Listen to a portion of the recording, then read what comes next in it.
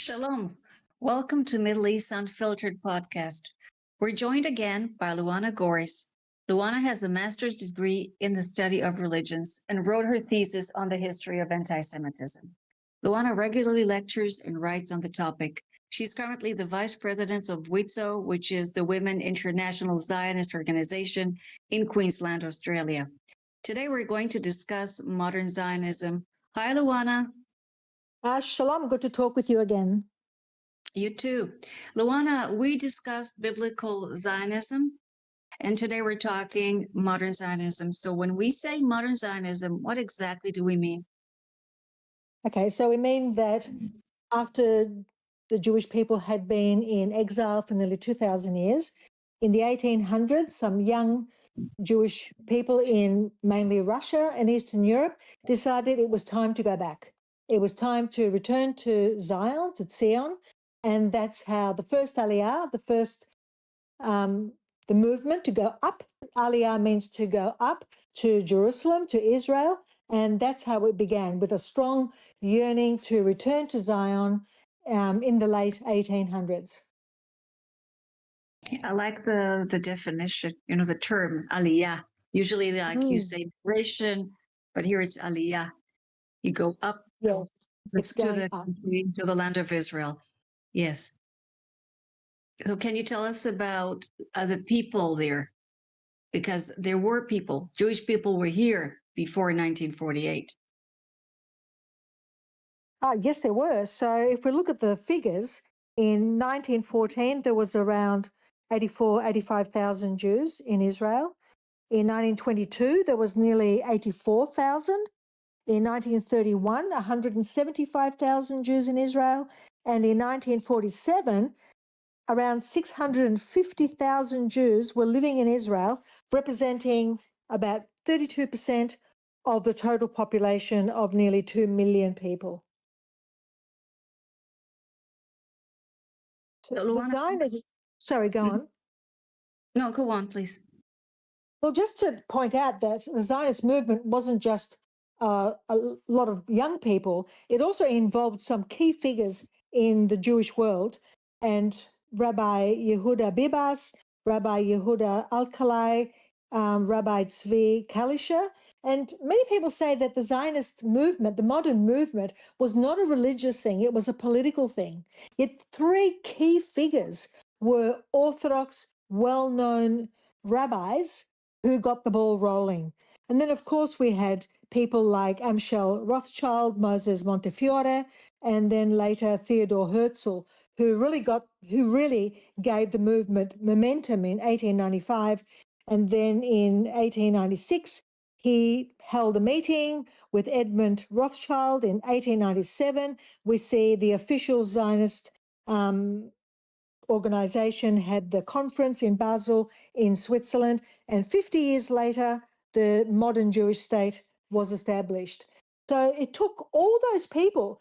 Some were Orthodox religious rabbis, some were not religious at all, and a lot of young people who all came together and started to return to Zion. Luana, how does the modern Zionism differ from biblical Zionism? Well, I don't think it differs at all.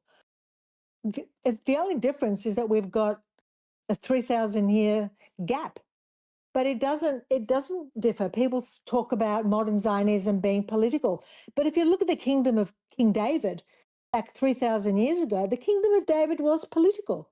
He was a king, he had a kingdom. Jerusalem was the capital. It was a fortified city. They had an army, they went to war, they traded with other countries. Well, that's all political, but it was also religious. It was the Torah, was the constitution of the kingdom of David. It was cultural, there was traditional Judaism, and nothing has changed, because when Jews returned to Zion in the 1800s, it was the same people with the same religion, the same Torah, the same language, the same culture and traditions, going back to the same land. And this hasn't happened with any other people in history. It's very, very important that people realize that the modern state is really no different from the ancient Israel, biblical Israel, other than the clothes that we wear. And the language is more modern because we had to incorporate words like radio and words that didn't exist 3,000 years ago. So when we say Zionism, we mean the right of Jewish people to live in the land of Israel, which was also in the Bible until today. There is no Of course. difference.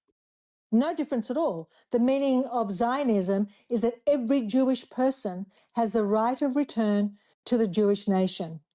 And we see when Jews were exiled from Judea 2,700 years ago and they were taken to Babylon. And we are all familiar with the words from Psalms. By the rivers of Babylon, we sat and we wept for Zion. And that was Zionism. 70 years later, those Jews in Babylon returned to Zion and they built the second temple. And it's no different today. It's the same yearning, the same wanting to return to our ancestral homeland. And that is Zionism. We come across, in spaces and places we go, we come across people who say, I'm not an anti-Semite, but I'm anti-Zionism. So what do you say, Luana? To me, it's the same thing. It's exactly the same thing because people who make that statement, basically what they're saying is, I don't hate Jews, but they have no right to exist in their national homeland. When people say to me, go back to Poland, even though my ancestors are from ethnically from Italy, when they say go back to Poland, what they're really saying is, well, go back to the gas chambers. So they say they don't hate Jews, but they won't allow us, well, not that we need their permission, but they don't want us to return to Israel, which is our homeland, which is the only safe place that we have in 2,000 years. And we also have an army. So for 2,000 years, the Jews in diaspora, we went through persecution and murder and pogroms, and then the Holocaust, the Inquisitions. It didn't stop. Now we're back in our homeland, and there are people who are complaining about it because they want us to be in exile. I'm not sure where they want us to be. So when someone says, I don't hate Jews, but I hate Zionism, it's exactly the same thing, because if you don't allow me the right to live in my home, then you hate me. And making that distinction is so ridiculous, really. Why do you think they do this? Because they don't want to be seen as being racist or being anti-Semitic, anti-Jewish. So they do it to cover themselves, really. So Zionism has become the new Jew-hating buzzword, anti-Zionism. And they just do it really just to cover themselves so that they don't come across as being anti-Semites or haters of Jews. It's the only reason they do it. But it's just another mask. It's just another face of Jew hatred.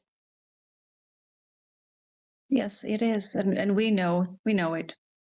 Yeah, we do know Luana, it. I mean, yes, we do.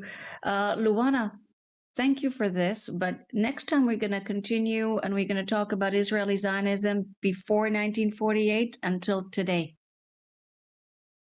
yes, we can do that. I mean, there's so much to discuss about when the modern Zionists went into Israel before 1948. Do you want me to mention a little bit about that now and what they did? Yeah, you can do it. Okay, so after the Herzl Zionist Congress, Jews started to go back and to establish the Jewish nation. Now, we already said before that there was already 630,000 Jews living in Israel at the time. It's not like we were going back for the first time. We were already there. But people like Edmund Rothschild, he was one of the financial keys to the success of the modern anti-Zionist movement, together with Moses Montefiore. And Herzl, of course, founded the Jewish National Fund in 1901. So between the 1800s and 1948, over 40 Jewish communities were already in place in Israel. There was hospitals were established, there were pharmacies, medical laboratories, there were baby clinics. By 1946, there was 90 baby clinics that were facilitating Jews, Arabs, and Christians. Israel's Institute of Technology, which is very famous to this day, was established in 1912. The Hebrew University in Jerusalem was established in 1918. In 1935, the Jewish National Fund, they drained all the malaria-infested swamps. They brought in gum trees from Australia and planted 1.7 million trees in Israel. So all of this and much more was already established and functioning. All this infrastructure was already there between the first Aliyah and 1948. It's important that people realize that Israel was not void of Jews and was not void of Jewish infrastructure. It was already existing, and the people who were returning were just building upon that foundation that was always there. Luana, thank you very much. I'm going to see you next week. Yes, for sure. And we'll continue with all of this. It was really good. There's a lot to discuss, and it can be a very difficult topic, but it's a very important topic because the anti-Zionists are really fueling hatred of Jews today, and especially since October 7, 2023, in the war in Gaza. The anti-Zionist narrative has really built up and is being used against us. People need to understand that Zionism has been intrinsic to Judaism and to our faith and to our identity for 4,000 years. So let's move on with this topic. And I think there's a lot to talk about. And thanks for having me back to discuss all this. Well, thank you for coming here. Thank you so much. So I'll see you next time. Yep, see you then.